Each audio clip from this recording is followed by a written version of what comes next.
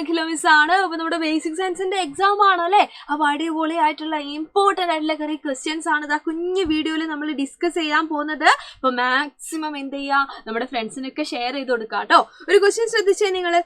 ഇവിടെ ഒരു cartoon image തന്നിട്ടുണ്ട് അല്ലെ.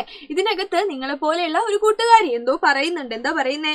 Fatty food items are harmful to health, so from today I will avoid fatty food items completely. കൊഴുപ്പടങ്ങിയിട്ടുള്ള ആഹാരം എന്താണ്, ആരോഗ്യത്തിന് ഹാനികരമാണെന്ന് എല്ലാവരും പറയുന്നു. സോ ഇന്ന് മുതൽ ഞാൻ ഭക്ഷണത്തിൽ നിന്ന് കൊഴുപ്പ് പൂർണ്ണമായും ഒഴിവാക്കും. നമ്മൾ ശ്രദ്ധിക്കണം, ഓരോ വേർഡ് ശ്രദ്ധിക്കണേ. Do you agree with this decision? Justify. ഈ തീരുമാനത്തോട് നിങ്ങൾ യോജിക്കുന്നുണ്ടോ എന്നാ ചോദിക്കുന്നേ. അപ്പൊ നമ്മൾ എന്തു പറയൂടാ, നമ്മൾ കൃത്യമായിട്ട് പഠിച്ചു വെച്ച ഒരു കാര്യമുണ്ട്. നമുക്ക് ഒരുപാട് ന്യൂട്രിയന്റ്, ഒരുപാട് പോഷക ഘടകങ്ങളൊക്കെ ആവശ്യമുണ്ട് അല്ലെ. അതിനകത്ത് ഏറ്റവും കുറച്ച് നമ്മുടെ ശരീരത്തിന് ആവശ്യമുള്ള ആളാണ് ഈ പറയുന്ന ഫാറ്റ് അല്ലെങ്കിൽ കൊഴുപ്പ് എന്ന് പറയുന്നത്. അതിന്റെ റീസൺ എന്താ, നമ്മുടെ വിറ്റാമിനിലേക്ക് പോകണം. അപ്പോൾ അല്ലെ, വിറ്റാമിനില് 2 ടൈപ്പ് ആൾക്കാരുണ്ട്. ഒരു കൂട്ടര് എന്ന് പറയുന്നത് വാട്ടർ സോല്യൂബിൾ ആയിട്ടുള്ള ആൾക്കാരാണ്. അതായത് അവർ എന്ത് ചെയ്തോളൂടാ, ജലത്തില് ലയിച്ച് ചേർന്നോളൂ അല്ലെ. ഇവരെ പഠിക്കാൻ വേണ്ടിയിട്ട് നമ്മൾ WBC എന്ന് പറയുന്ന ഒരു കോഡൊക്കെ പഠിച്ചത് നിങ്ങൾ ഓർക്കുന്നുണ്ടാവും. WBC വാട്ടറിൽ ഡിസോൾവ് ആവുന്ന ആൾക്കാർ ബിയും സിയും ആണ് WBC. അപ്പൊ ബാക്കി എല്ലാ വിറ്റാമിൻസും ആരൊക്കെയുണ്ട്?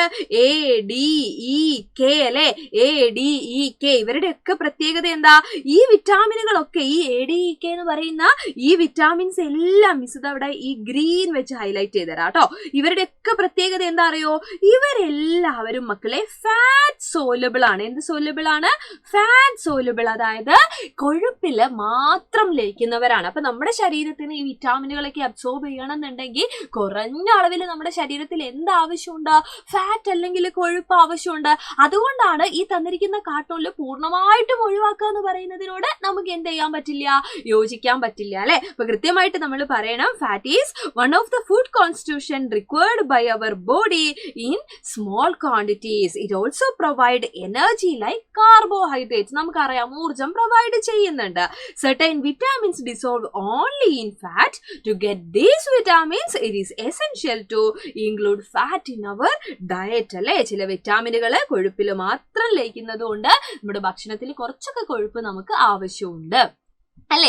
എന്ന് വെച്ചിട്ട് എണ്ണയിൽ പൊരിച്ച ആഹാരം വീണ്ടും വീണ്ടും കഴിക്കുന്നത് നല്ലതാണോ? ഒരിക്കലും അല്ല. അത് അധികമാനും പാടില്ല. ഒരു ഇത്തിരി കുറച്ച് മതി നമുക്ക് എന്തെന്ന് പറയുന്നത്, ഫാറ്റ് അല്ലെങ്കിൽ കൊഴുപ്പ് എന്ന് പറയുന്നത്. ഇത് അധികമായാലും നമ്മുടെ ശരീരത്തിന് ബുദ്ധിമുട്ടാണ്. അപ്പൊ ആ രീതിയിൽ വേണ്ട നമ്മൾ ഇതിനെ ആൻസർ ചെയ്യാനായിട്ട്. അപ്പൊ മറന്നു പോവണ്ട, വാട്ടർ സോല്യൂബിൾ ആയിട്ടുള്ള വിറ്റാമിൻസ് WBC എന്ന് പഠിച്ചു വെച്ചാൽ മതി. ബാക്കി എല്ലാവരും എന്ത് സോല്യൂബിൾ ആണ്? ഫാറ്റിൽ അല്ലെങ്കിൽ കൊഴുപ്പിൽ ലയിക്കുന്ന ആൾക്കാരാണ് അല്ലെ. അടുത്തൊരു ക്വസ്റ്റ്യൻ ശ്രദ്ധിച്ച് ചെയ്താൽ നോക്കിയോ നിങ്ങൾ.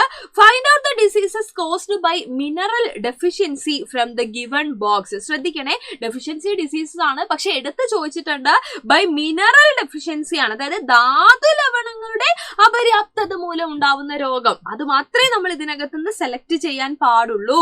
അപ്പൊ നിങ്ങൾ നോക്കിയേ, ഇവിടെ നൈറ്റ് ബ്ലൈൻഡ്നെസ് ഉണ്ട്, നിശാന്തത നമ്മൾ പഠിച്ചിട്ടുണ്ട്. ഇത് എന്തിന്റെ ആയിരുന്നു? വിറ്റാമിന്റെ അല്ലേ. വിറ്റാമിൻ A അല്ലേ നിശാന്തതയ്ക്ക് അല്ലെ. അത് കുറയുമ്പോഴല്ലേ നിശാന്തത വരുന്നത്. അപ്പൊ വിറ്റാമിൻ A ആണ്. അപ്പൊ ധാതു ലവണങ്ങളല്ല. സ്കർവിന്റെ പ്രത്യേകത എന്താണ്? സ്കർവി നമുക്കറിയാം വൈറ്റമിൻ സിയുടേതാണ് അല്ലെ. അതും ധാതു ലവണമല്ല. ഇനി ഇത് അനീമിയ. അപ്പൊ അനീമിയ നമ്മൾ പഠിച്ചിട്ടുണ്ട്. അനീമിയ എന്തിന്റെ അഭാവമായിരുന്നടാ?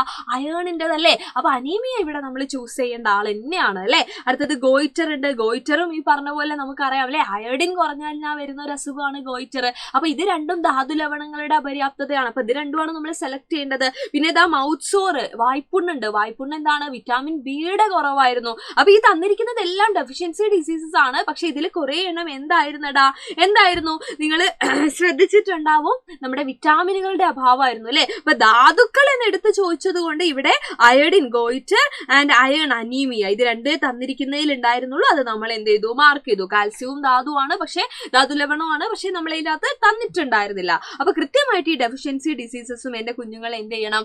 ഓർക്കണം. അപ്പൊ എക്സാം ഒക്കെ നല്ല അടിപൊളിയായിട്ട് തന്നെ എല്ലാവർക്കും എഴുതാൻ പറ്റും. ഈ ക്വസ്റ്റ്യൻ നിങ്ങൾക്ക് യൂസ്ഫുൾ ആയിട്ടുണ്ടെങ്കിൽ ഫ്രണ്ട്സിനൊക്കെ ഷെയർ ചെയ്ത് കൊടുക്കുക കേട്ടോ. ഇപ്പൊ നമ്മുടെ ഓൺ ഓഫറിന്റെ കാര്യം മറക്കണ്ട. ഇപ്പൊ ജോയിൻ ചെയ്യാൻ നിങ്ങൾ 10% ഡിസ്കൗണ്ടും ഉണ്ട്. മാത്രമല്ല ഗിവ് അവേ ഉണ്ട് നമുക്ക്. അതായത് നമുക്ക് ഇപ്പൊ നിങ്ങൾ ജോയിൻ ചെയ്ത് കഴിഞ്ഞാൽ ഗിവ് അവേയിൽ നിങ്ങൾക്ക് പാർട്ടിസിപ്പേറ്റ് ചെയ്യാൻ വേണ്ടി പറ്റും. ബാഗും സ്മാർട്ട് വാച്ചും ഒക്കെയാണ് ഗിഫ്റ്റ്. ഓക്കെ, അപ്പോൾ ഓൾ ദ വെരി ബെസ്റ്റ്. അടിപൊളിയായിട്ട് എക്സാം എഴുതുക. ആൻഡ് മറന്നു പോകേണ്ട കാര്യങ്ങളൊക്കെ, പഠിച്ച കാര്യങ്ങളൊക്കെ വീണ്ടും റിവൈൻഡ് ചെയ്തുകൊണ്ടിരിക്കുക. അപ്പൊ നമുക്ക് കാണാടാ. ബൈ.